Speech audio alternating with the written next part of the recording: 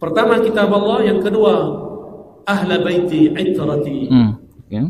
Giliran hadis begini, orang-orang yang ngaku Ustadz Sunnah nggak mau baca apa dia? Hasan bukan Ahlul Bait ya? Ahlul Bait. Nabi suruh pegang dengan Hasan. Husain Ahlul Bait tak? Ahlul Bait. Nabi suruh pegang dengan Husain. Sekarang Husain dengan Hasan beza pendapat. Kita nak ikut siapa? Nah, itu. Dan tolong bagi ayat Quran, siapa betul dalam masalah ni? Bismillahirrahmanirrahim. Kita bacain hadisnya. Nabi mengatakan inni tarikum fikum saqalain. Aku tinggalkan kepada kamu dua beban, dua wasiat. Pertama kitabullah, yang kedua ahlu baiti. Hadis yang masyhur taraktu fikum amrain, ya kan? Itu hadisnya enggak sampai derajat sahih. Kitab Allah wa sunnati, ya. Itu hadisnya tidak sampai derajat sahih, cuma riwayat Ibnu Abi Syaibah. Yang sahihnya apa? Yang sahihnya ada di riwayat Imam Tirmizi. Taraktu fikum amrain atau saqalain atau syai'ain. Pertama kitab Allah, yang kedua ahla baiti itrati. Okay. Giliran hadis begini, orang-orang yang ngaku Ustadz Sunnah nggak mau baca apa dia? Oh, jadi giliran hadis tentang Rasulullah SAW itu meninggalkan dua beban, yaitu Al-Quran dan Ahlul-Bait. Jadi ustadz-ustadz sunnah ini tidak mau membacanya. Jadi berarti ustadz-ustadz salafi ini menolak hadis tersebut, ya teman-teman. Nah, oke, mari kita lanjutkan ya. Lalu kemudian Ar-Razi Hasyim tadi mengatakan bahwasanya ya, yaitu Rasulullah SAW itu meninggalkan dua beban, yaitu Al-Quran dan Sunnah Nabi. Itu hadisnya tidak sampai derajat sahih ya katanya ya. Yang sahih adalah Al-Quran dan Ahlul Bait ya. Gak mau dia baca. Aku tinggalkan bagi kalian dua wasiat. Pertama kitab Allah, yang kedua terahku, keturunanku, Ahlul Baitku. Maka hadis ini mulai saya sebarkan. Silakan antum tuduh saya apa aja. Yang penting saya ikut Rasulullah SAW. Ciri-ciri tentara Dajjal di akhir zaman. Ciri-ciri tentara Dajjal. Zuriat Nabi. Kenapa? Imam Mahdi itu zuriat Rasulullah SAW. Nanti dia muncul, nggak mungkin. Keturunan Nabi udah habis. Adakah yang ngomong begitu? Dia nggak sadar ngomong begini, itu udah ditandain sama Dajjal. Dia langsung, wah ini panglima gua nih. Ya. Hati-hati Pak. Hati-hati Pak.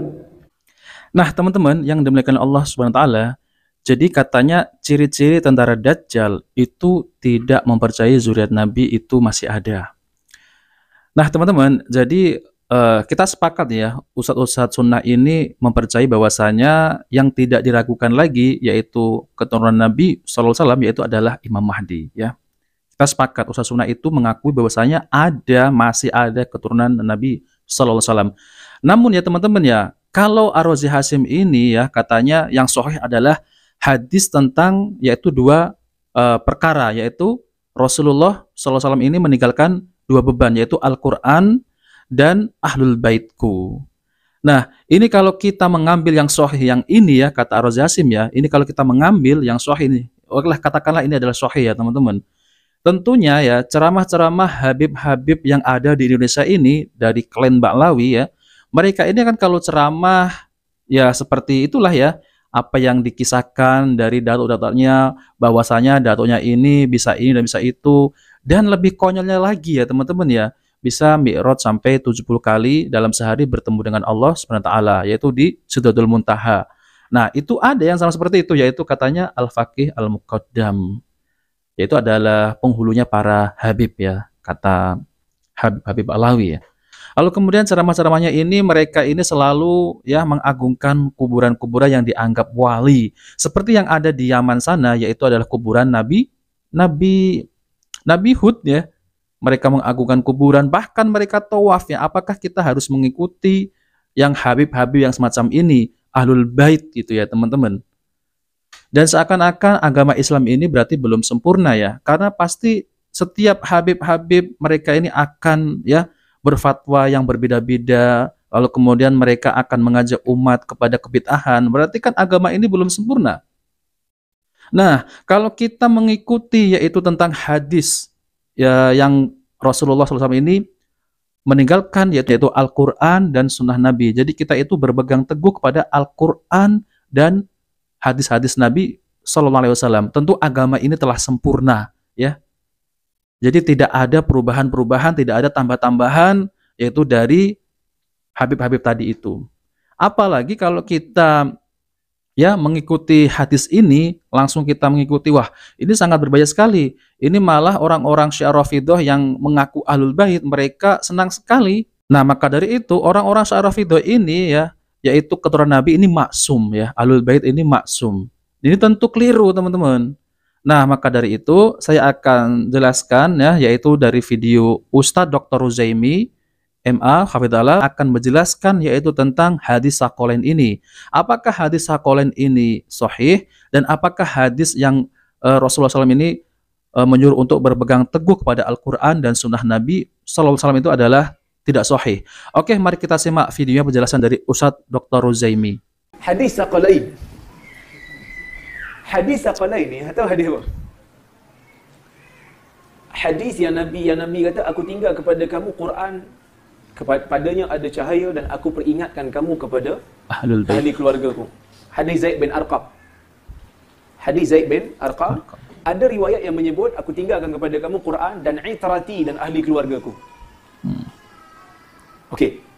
Hadis ini memang ada dalam riwayat ahli sunnah. Sebahagiannya sahih, sebahagiannya dhaif dan ada riwayat yang palsu. Ada yang palsu. Contoh macam hadis dalam Mustadrak Al-Hakim, saya lupa lafaz dia tu, tapi siapa yang bersama dengan ahli bait aku takkan binasa. Siapa yang masuk kapal ahli bait. Kita jangan bincang dulu pasal sanad. Nanti saya urai. Okey, Ustaz. Tapi kalau katalah hadis Saqalain ni sahih. Iya. Katalah hadis Saqalain ni sahih. Hadis ahli bait ni sahih. Ahli bait ni ada berapa orang?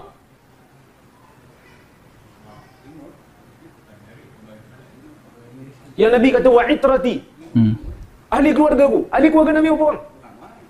Abbas ahli keluarga Nabi tak? Iya. Abdullah bin Abbas ahli keluarga Nabi tak? Keluarga. Hasan, Husain. Husain. 3. Kenapa dia hanya ambil daripada anak Fatimah? Kenapa tak ambil daripada Abdullah bin Abbas? Iya. Anak Ruqayyah contohnya. Mungkin dia kata, oh Ali sebab Ali sepupu Nabi. Okey. Okey. Katalah betul-betul macam Syiah kata. Hasan dan Husain. Nabi kata kamu kena berpegang dengan itrah aku. Kamu kena pegang dengan ahli keluarga aku. Maksudnya, sebab Syiah kata, Ahlul Bait maksum. Dia guna ayat. Iya. Innama yuridullah liyudhiba ankumur rijs ahlul bait wa yutahhirukum tathira. Menggunakan ayat tu, dia kata Ahlul Bait, anak Ali dan anak-anak Ali maksum, tak ada dosa. So, kalau hadis ni sahih, Nabi suruh pegang dengan ahli keluarga Nabi. Kita nak pegang yang mana satu kalau mereka berbeza pendapat. Nah,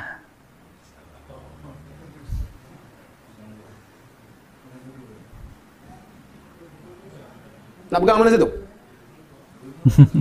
Nabi maksum, tapi tak ada Nabi yang bercanggah pendapat antara Nabi dengan Nabi. Musa dengan Harun hidup sezaman kan? Tapi mereka tak bercanggah pendapat, melainkan Allah Ta'ala akan turunkan wahyu. Kalau Ahlul Bait bercanggah pendapat, Quran mana lagi nak turun? Dalam kitab Syiah Al-Kafi, kira Sahih Bukhari lah pada Syiah tu, Al-Kafi. Usul Kafi kan? Disebut satu riwayat. Kita tak sahihkan riwayat tu, tapi pada Syiah lah. Hampa nak sangat hadis Saqalain. Ni, kalau sahih, tolong bagi kat saya penyelesaian. Sebab Nabi suruh berpegang dengan ahli keluarga Nabi. Husain kata apa? Ni jangan anggap sahih, ini riwayat Syiah. Syiah ya. Husain kata apa? Bila Hasan letak jawatan, bagi jawatan kat Muawiyah yang dipanggil Amul Jamaah. Husain kata apa? Husain kata, "Law ihtazza anfi lakana khairan mimma fa'alahu akhi." Kalaulah hidung aku ni terputus, aku lebih suka daripada apa yang Hasan buat. Dalam riwayat tu Husain tak setuju, Hasan bagi-bagi. Dalam riwayat Syiah, Hasan bukan Ahlul Bait ya? Ahlul Bait. Nabi suruh pegang dengan Hasan. Husain Ahlul Bait tak? Ahlul Bait. Nabi suruh pegang dengan Husain. Sekarang Husain dengan Hasan beza pendapat. Kita nak ikut siapa? Nah, itu. Dan tolong bagi ayat Quran siapa betul dalam masalah ni. Dan kalau hampa nak berpegang dengan Saqalain, kami juga berpegang dengan Saqalain. Maksudnya kami ikut Hasan? Adakah Hasan sesat? Enggak. Adakah Hasan kafir? Enggak. Hasan mengiktiraf Muawiyah. Dan diperakui dalam kitab-kitab Syiah pun. Memang Hasan tak jawatan. Sebab tu orang Syiah dengan Hasan tak apa-apa. Iya. Jarang dia seru Hasan. Dia seru Ali, dia seru Husain. Kita balik pada isu ni. Iya.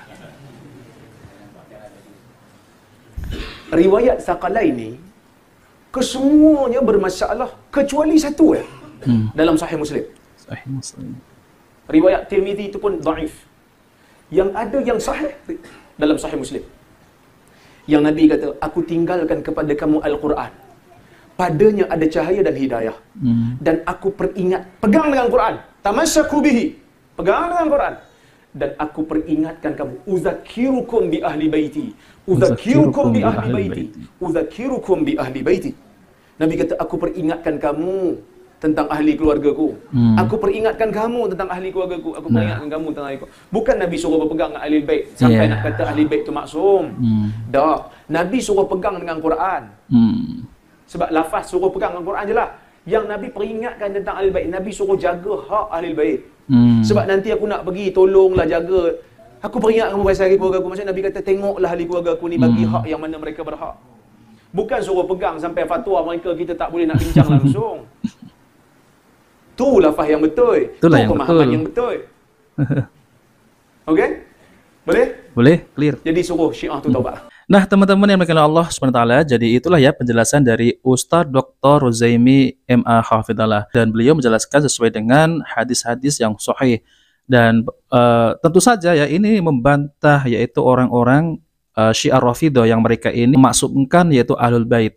Namun kenapa orang-orang Syiah Rafidhah ini mereka ini lebih mengagung-agungkan yaitu sahabat Ali radhiyallahu anhu dan putra Ali yaitu Husain, bukan Hasan ya. Tentunya orang-orang Syiah Rafidhah ini memang ya seperti itu ya, mereka senang kalau bahwasanya hadis ini kita berpegang yaitu kepada Al-Qur'an dan Ahlul Bait. Nah, tentunya ya teman-teman, jadi kita ini semestinya ya yaitu berpegang dengan Al-Qur'an dan hadis Nabi SAW dan pemahaman para sahabat yaitu para salafus soleh. Perintah untuk mengikuti Ahlul Bait jika memang sahih, maka bertentangan dengan perintah yang lebih sahih yang telah menjadi ijma umat dan ijma itrah, yaitu bahwa hujah adalah dengan kitab dan as-sunnah, sebagaimana dikatakan oleh Syekhul Islam Ibnu Taimiyah rahimahullah di dalam Minhajus Sunnah. Jadi kita ini berpegang kepada Al-Quran dan sunnah Nabi SAW. Kalau perintah untuk mengikuti Ahlul Bait ya, jika memang ini sahih, maka ini bertentangan dengan perintah Nabi yang lebih sahih, yaitu lebih masyhur di kalangan ulama dan lebih jelas maknanya, yaitu sabda beliau SAW, yaitu adalah teladanilah dua orang setelah aku, yaitu Abu Bakar dan Umar. Nah, juga bertentangan dengan sabda Nabi SAW, yaitu wajib atas kamu berpegang dengan sunnahku dan sunnah Khulafaur Rasyidin yang mendapatkan petunjuk setelah aku, gigitlah dengan gigi geraham. Nah teman-teman, jadi yang benar adalah kita mengikuti yaitu Al-Quran dan hadis Nabi SAW yang sahih, bukan Ahlul Baitku. Yang dimaksud Ahlul Bait itu adalah ya seperti tadi, kita ini menjaga keluarga Nabi dan memberikan hak-hak kepada keluarga Nabi, dan kita tidak boleh membencinya. Nah itulah ya teman-teman tentang hadis Tsaqalain. Nah oke teman-teman, itu saja yang sampaikan. Jika video ini bermanfaat, jangan lupa like dan subscribe di channel Pencari Ilmu. Wabillahi taufiq wal hidayah. Wassalamualaikum warahmatullahi wabarakatuh.